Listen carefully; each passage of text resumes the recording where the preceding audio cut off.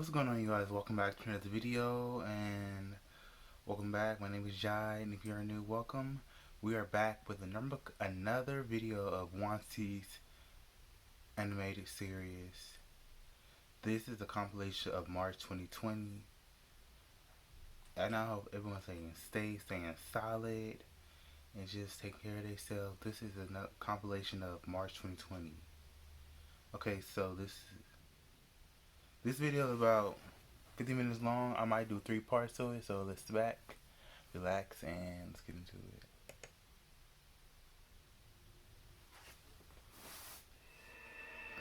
I had a girlfriend who stalked me. My name is Dan. This happened 3 years ago. I moved out of my parents' house once I started making a steady paycheck. I'm a plumber, and one day I had to go to someone's house to fix some pipes. There was a married couple and their daughter living there. Their daughter was 22 at the time. She was 6 months older than me, and her name was Amanda.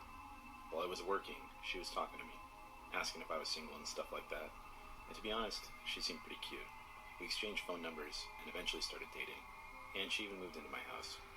We were 3 months into our relationship, and stuff started to get out of hand. She was always getting mad and annoyed so easily. She always started arguments, and so on. This began to happen all of the time, even in public, which was incredibly embarrassing. One day I had enough, and I had to break up with her, and I told her to leave and never come back. Amanda was pretty pissed off when I said that.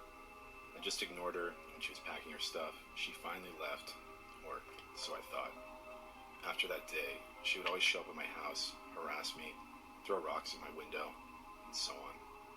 I'd called the cops many times, but she was gone by the time they showed up. About a month later, when I came home from working, I would find her in her house, yelling at me to come back, or I'd find writing on my walls that would say, "Come back, or I'll kill you." The writing eventually went from pencil to marker, and then her own fucking blood. And Jess, I'm being serious when I said blood. That bitch carved my name a bunch of times into her arms and legs. She only got into my house because I forgot to take the house key back from her at the time. In hindsight, I'm such an idiot, I know. That psycho knew where my parents lived and showed up to their house during the night. Girl. My mom almost had a heart attack when she woke up to the sound of a knife being tapped on the window glass. When she woke up, she saw Amanda standing there, staring at her while psychotically smiling at her. Amanda did a lot, which really pissed me off, so one night I decided to stay overnight at my parents' house. It was about 2 in the morning when I heard a tapping noise in the window next to me. I turned and saw Amanda staring right at me. Her eyes were wide open and red. She had bags under her eyes and a huge smile. I went outside and started yelling at her to stay away from me and my family, but she screamed at the top of her lungs and charged at me with a knife. I punched her right in the face, which knocked her out. I called the cops and made sure Amanda didn't wake up while they were arriving. The cops came quickly while Amanda was knocked out. They found my house key on her, and she was arrested and eventually sentenced for a long while. After Amanda was sentenced, my parents and I moved out of state because we'd like to stay as far away from Amanda as we possibly can, because she will eventually be released. Has some mental issues going on there. Creepy stranger at a hotel. This happened to me at the beginning of this year, just after I lost my husband to meningitis. I had moved in with my father and taken a job at a local hotel. It was a nice, cushy job that wasn't very stressful, and it was also nice to me in my grief-stricken state. The job was the night shift front desk manager position. So I was watching scary movies or listening to creepy podcasts that seemed to help keep me awake. My husband had never liked scary things like I did, so it was nice getting back to something that was mine. Being the night worker, I was always by myself during my shift. The hotel was new, so it wasn't creepy to be by myself. Especially since there was always someone around as far as guests went, and on top of that, my boss was always a phone call away. I knew I'd have backup if needed. Anyway, it was a night like any other. I was in the back office behind the desk, watching the cameras and listening to a podcast while twirling a pen around, waiting for hours to tick away. The hotel was pretty empty, so I felt more alone than usual. I looked down at my phone as my podcast ended and went to pick another one when I noticed movement outside the building on the cameras. A guest was walking in. I hadn't seen a car pull in from the driveway camera, but I chalked it up to me just not paying attention and went to the desk. The man walked in and I quickly noticed his clothes were dirty, tattered, and that he had this odd smell to him. Metallic smelling. Her nostrils. I shook off the weird feeling and looked up at his face before greeting him. And I noticed that his eyes weren't on me, but the wall behind, just above me. I followed his gaze, wondering what he could be looking at, but there wasn't anything there. I was confused, but thought maybe he was lost in thought. I greeted him again, but his gaze still remained on the wall. I was starting to get freaked out, but kept my cool and cleared my throat. "Sir, is there something I can help you with?" I asked more firmly. Quickly, his eyes flicked down, and those eyes were wide and crazy looking. It startled me enough that I took a small step back. His previously blank expression grew into that of a crazed, wide smile. He was missing teeth, and the second his lips parted, I could smell his rotten breath. It made my stomach churn. Before I could open my mouth, I watched his eyes slowly creep up and down my body, as if he were undressing me with his eyes. Then his eyes moved to my hand, and his smile faded into a hate-filled glare. His eyes were on my wedding ring. Well, yes, I still wore it, as I wasn't ready to give it up yet. "What the heck is that?" he asked, his voice thick and gruff and full of anger. "My wedding ring, sir. I'm married," I said, thinking maybe he was drunk. His glare got worse as his eyes met mine again. "Married? You lying bitch! You never told me you were married! You lied to me!" Who called him bitch? "Sir, I don't know what you're talking about, and I'm afraid that I'm going to have to ask you to leave." I was so scared at that moment, but tried desperately not to cry. He was still shouting at me. "So, you're kicking me out of my own home? You're a little hussy. I'm taking what's owed to me. Get over here."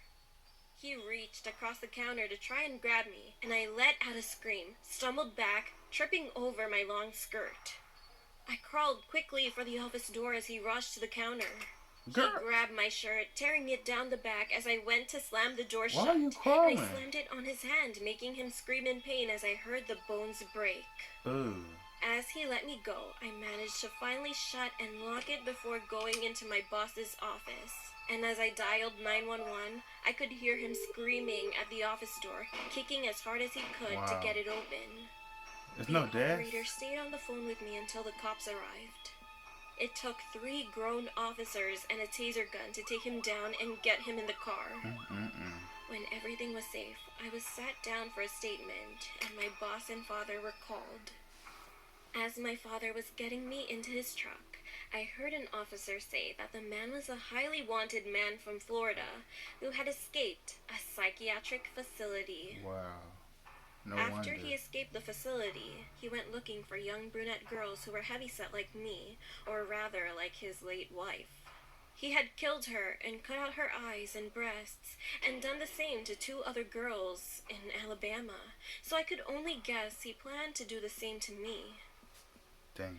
Thank God for strong deadbolts and all of the police officers. Wow. I used to work at a call center company, I think and it's my at shift Carmel started at 11 p.m. Since training, I'd heard a lot of ghost stories about our building. Of course, I didn't believe them, and I really wouldn't have cared anyway because all I cared about was work. One night, I went on a short break to go to the comfort room. Our office is located at the left corner of the building, and usually it's quite dark compared to the other office corners. I normally use the comfort room in the middle of our building because it's bigger and a lot of people go there.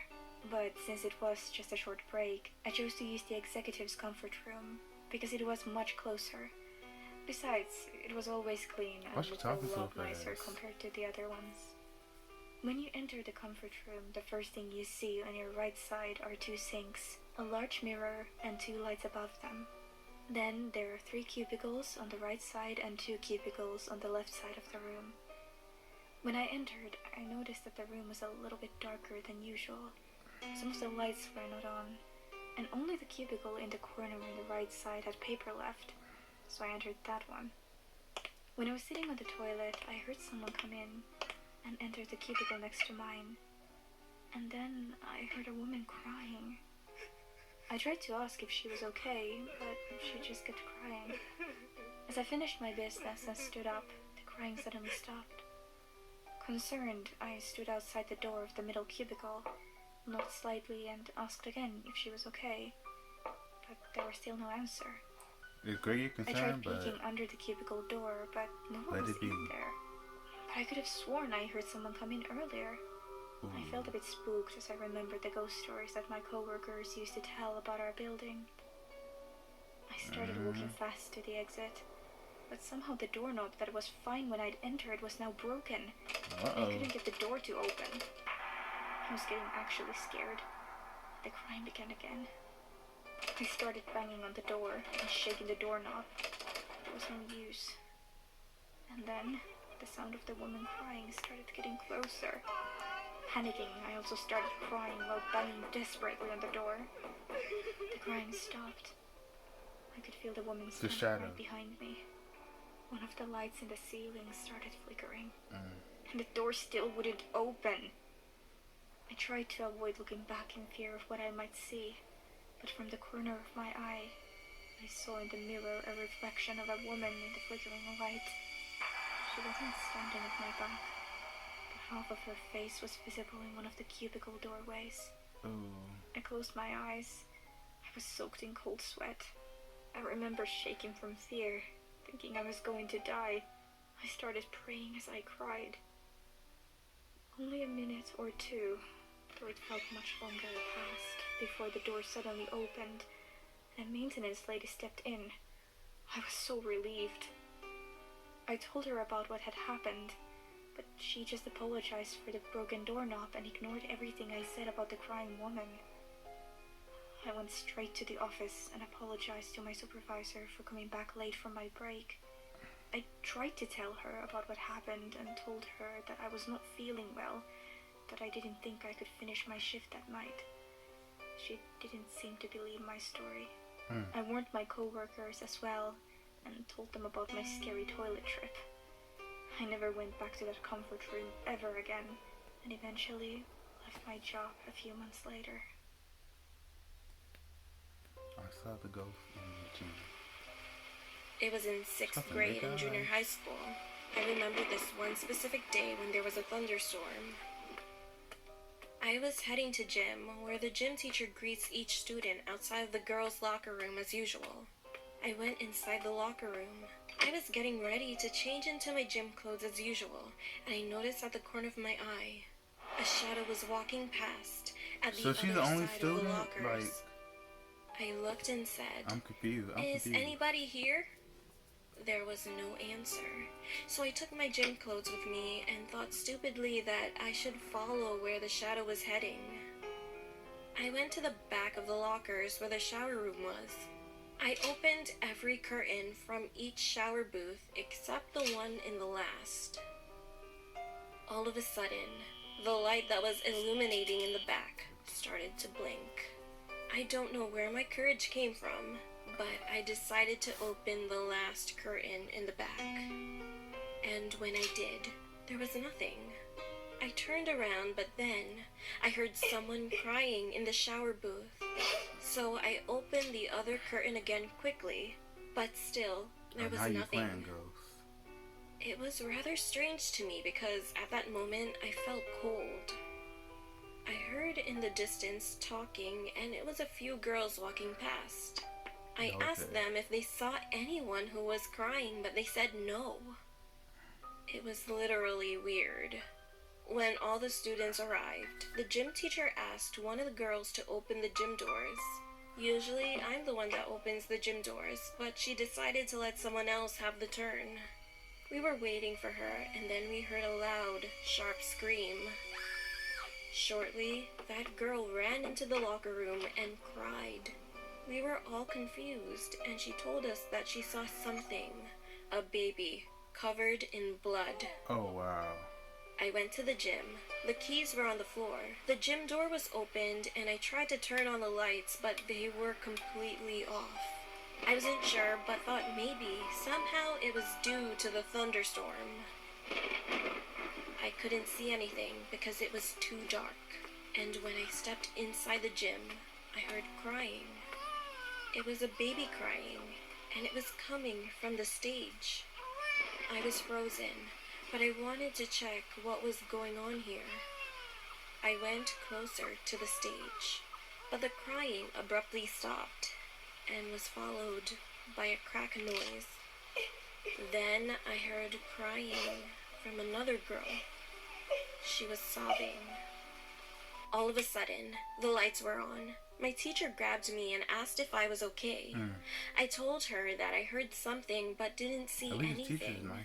She looked at me calmly and said, "I know what you're talking about. You're lucky that you didn't see anything." Wow. Then she said when she was working late one day, she saw a body floating in the swimming pool which is close to the gym. She thought it was one of the students, so she tried to save that person. When I tried to get to her, it was completely gone, she said. And then she told me there was the ghost of the girl who drowned a few years back. This girl was pregnant and she gave birth in the shower booth.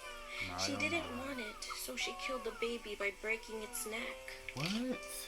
Later on, she regretted what she did, so she drowned herself in the swimming pool. When I heard the whole story from my teacher, I felt a little bit sad. After that, I didn't see or hear anything, but I'm still wondering what was the shadow I saw in the locker room.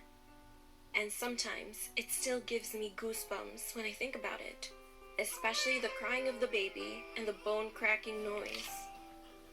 If the gym teacher did not come along, would I have seen that ghost of a girl holding the baby?